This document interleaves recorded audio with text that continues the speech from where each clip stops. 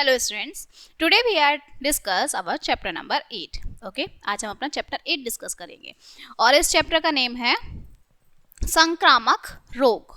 Clear? संक्रामक रोग जो है वो क्या होता है.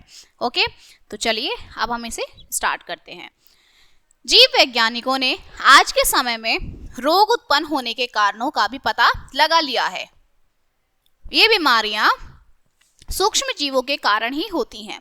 सूक्ष्म जीव बहुत ही छोटे प्राणी होते हैं जिन्हें नग्न आंखों से नहीं देखा जा सकता. इन्हें सूक्ष्मदर्शी की सहायता से ही देखा जा सकता है. ये लगभग प्रत्येक स्थान जैसे वायु, हवा, मिट्टी, भोजन तथा जंतुओं के शरीर में पाए जाते हैं. ओके, सबसे पहला सूक्ष्म जीव. सूक्ष्म जीवित प्राणियों की तरह सभी संक्रियाएं करता है. ये विभिन्न स्थानों पर सुप्त अवस्था में पड़े रहते हैं तथा अनुकूल परिस्थितियां मिलने पर तेजी से बढ़ने लगते हैं तथा प्रजनन भी करते हैं. विश्व में सूक्ष्म जीवों की असंख्य जातियां पाई जाती हैं.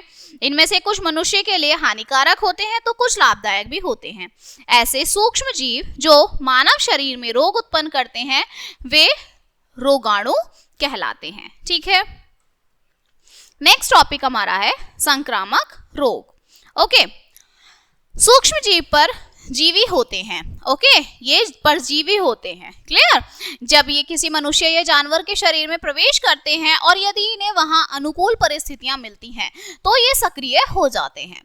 ये उन्हीं के अंगों की कोशिकाओं से भोजन चूसते हैं. स्वयं सक्रिय होने के पश्चात ये तेजी से प्रजनन करते हैं, मतलब बढ़ जाते हैं. ठीक है, ये कीटाणु जब संख्या में अधिक हो जाते हैं तो हमारा शरीर जो होता है उसको ये प्रभावित कर देते हैं. रोगाणु के द्वारा होने वाले प्रभाव को ही संक्रमण कहा जाता है. इस संक्रमण के कारण हमारे शरीर पर होने वाली विपरीत प्रभाव को ही रोग कहते हैं.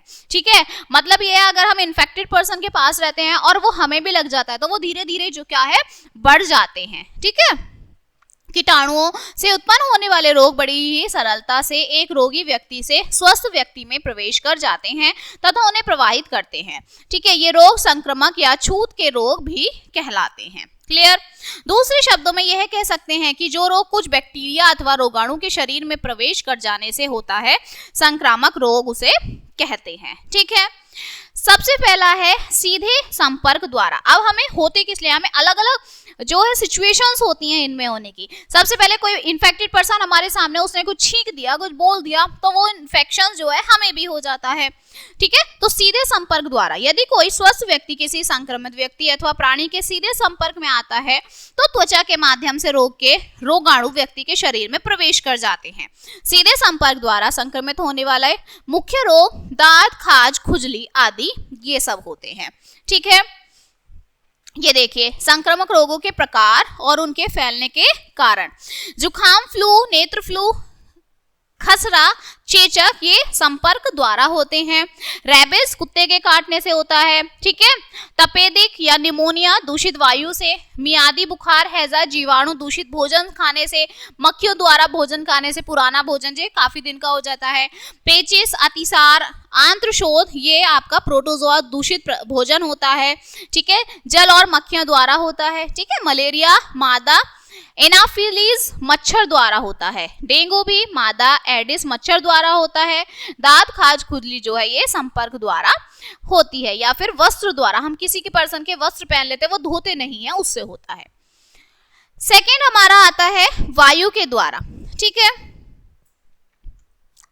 यदि वायु में किसी रोग के रोगाणु अधिक संख्या में पाए जाते हैं तो सांस द्वारा संबंधित रोग के रोगाणु व्यक्ति के शरीर में प्रवेश कर जाते हैं. ठीक है, जिससे व्यक्ति रोगी हो जाता है. इसके बाद जब कोई रोगग्रस्त व्यक्ति खांसता है, छींकता है या सांस छोड़ता है तो वायुमंडल में रोग के रोगाणु की मात्रा बढ़ने लगती है.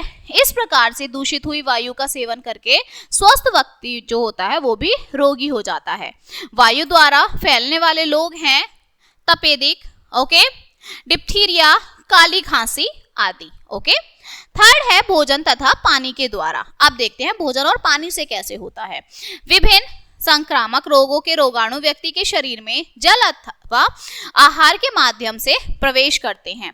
प्रत्येक व्यक्ति नियमित रूप से जल तथा आहार ग्रहण करते हैं, परंतु यदि किसी पर्यावरण में किसी रोग के जीवाणु अधिक हों तो वे हमारे जल तथा आहार में भी हो जाते हैं।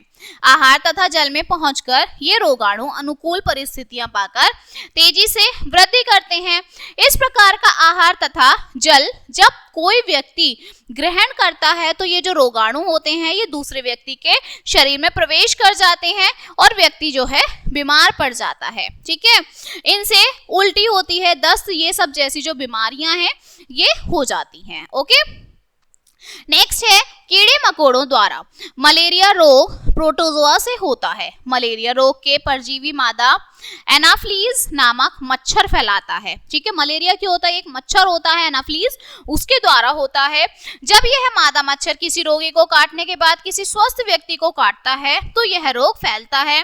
तिलचट्टे और घरेलू मक्खी जीव जंतुओं के मल मूत्र आदि पर बैठते हैं और जिससे कीटाणु उनके पैर पर लग जाते हैं तथा जब यह मक्खी व तिलचट्टे जो खाने के भोज्य पदार्थ होते हैं वो उस पे बैठते हैं तो वह क्या हो जाता है, दूषित हो जाता है। इसलिए हमें जो भी फ्रूट्स खा रहे हैं, जो भी कुछ खाते हैं, उन्हें वॉश करके हमें खाना चाहिए। ठीक है, दूषित हो जाते हैं। इन भोज्य पदार्थों के सेवन करने से बीमारियां फैलती हैं। इसी प्रकार होने वाले रोगों में हैजा भी प्रमुख होता है। ठीक है, कीड़े मकोड़े जानवरों तथा वनस्पतियों को हानि पहुंचाते हैं। वनस्पतियों में यह रोग उत्पन्न कर देते हैं जिससे उनकी जो वृद्धि है वो नहीं होती।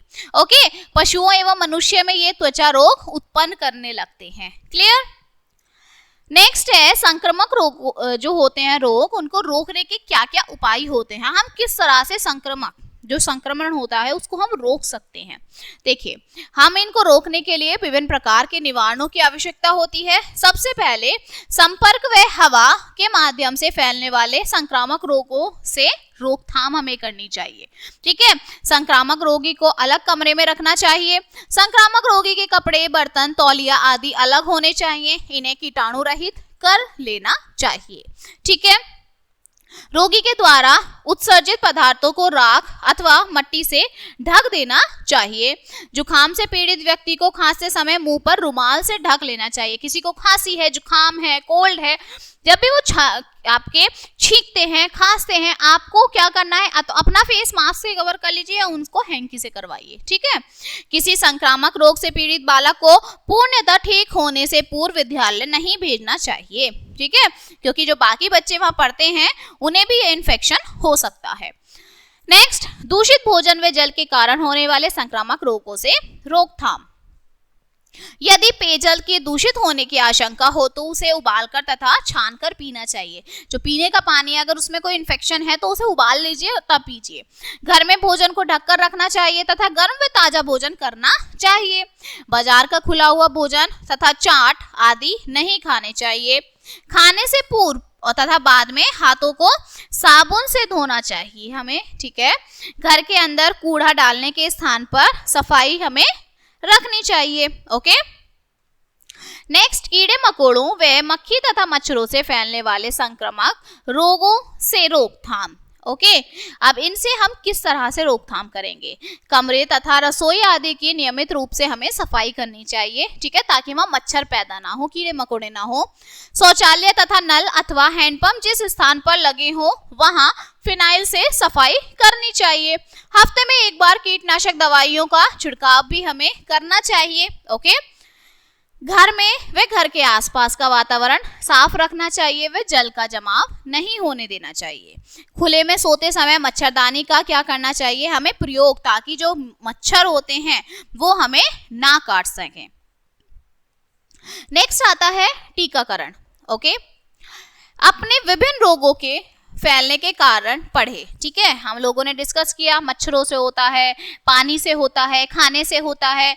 अब ये क्या कह रहे हैं कि हमने अलग अलग पढ़े, रोग पढ़े, साथ ही इन रोगों की रोकथाम के लिए भी उपाय पढ़े। किंतु इन रोगों से बचने के इन बाहरी उपयोगों के अतिरिक्त एक आधुनिक एवं सर्वाधिक कारगर उपाय है अपने शरीर की प्रतिरोधक क्षमता को बढ़ाना। जब तक आप अपनी बॉडी की इम्यूनिटी सिस्टम नहीं बढ़ाएंगे तब तक ये बीमारियां, ये जो संक्रमण है ये होते होते रहेंगे। ठीक है, प्रतिरोधक क्षमता का अर्थ क्या होता है? शरीर द्वारा विभिन्न रोगाणु से लड़ने की क्षमता। प्रत्येक मानव शरीर में सामान्य प्रतिरोधक क्षमता होती है, किंतु विभिन्न टीकों के द्वारा इस प्रतिरोधक क्षमता को और अधिक विकसित किया जा सकता है। ठीक है, टीके क्या होते हैं? टीके मतलब माथे पे लगाने वाले टीके नहीं, इंजेक्शंस जो होते हैं। टीकाकरण विधि में किसी संक्रामक रोग को उत्पन्न करने वाले मृत अथवा मृत पाए जीवाणु या विषाणु को किसी शिशु के शरीर में इंजेक्शन अथवा मुख के द्वारा भेजा जाता है। इससे शिशु के शरीर में उस रोग से लड़ने वाली कणिकाओं, जिन्हें प्रतिरक्षक पिंड एंटीबॉडीज कहते हैं, का उत्पादन होने लगता है। इस प्रकार ये पिंड शरीर को उस रोग का प्रतिरोध करने की क्षमता प्रदान करते हैं। इसे असंक्रमता कहते हैं। शरीर के भीतर यह है असंक्रमता कई वर्षों तक रहती है। ठीक है, वर्तमान में वैज्ञानिकों ने बहुत सी बीमारियों के टीके विकसित कर लिए हैं। दी गई तालिका में विभिन्न रोगों से बचाव के टीके एवं उनके लगवाने की सही उम्र का विवरण दिया गया है। ठीक है, मतलब किस उम्र में कौन सा टीका लगवाना चाहिए। देखिए, जन्म के समय BCG टीका, ठीक है, उत्पेदित के लिए 6 सप्ताह से 9 महीने के बच्चों में ट्रिपल एंटीजन, ठीक है, DPC या पोलियो ठीक है, 9 से 12 मंथ्स के बच्चे को खसरे का टीका लगवाना चाहिए। ओके, ये आपके रोग भी है, नहीं लगवाने से क्या होगा? टेटनेस, पोलियो, ओके, डिप्थीरिया, काली खांसी एवं टेटनेस, पोलियो ये सभी हैं। 16 से 24 माह में DPT एवं पोलियो बूस्टर होता है।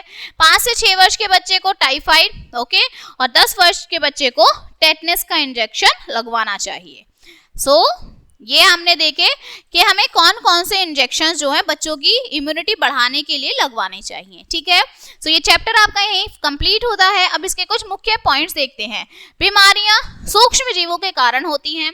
ऐसे सूक्ष्म जीव जो मानव शरीर में रोग उत्पन्न करते हैं वे रोगाणु कहलाते हैं।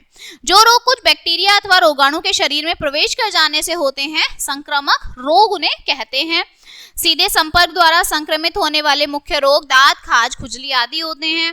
वायु द्वारा फैलने वाले लोग तपेदिक, डिप्थीरिया, काली खांसी आदि होते हैं। विभिन्न संक्रामक रोगों से रोगाणु व्यक्ति के शरीर में जल तथा आहार के माध्यम से प्रवेश करते हैं और मलेरिया रोग के परजीवी मादा जो आपका एनाफ्लीज नामक मच्छर फैलाता है। ठीक है, जो मादा मच्छर होता है वो आपका फैलाता है ये बीमारियां। ठीक है, तो ये चैप्टर आपका यहीं कंप्लीट होता है and I hope you will understand this chapter. So we will meet on the next chapter. Thank you.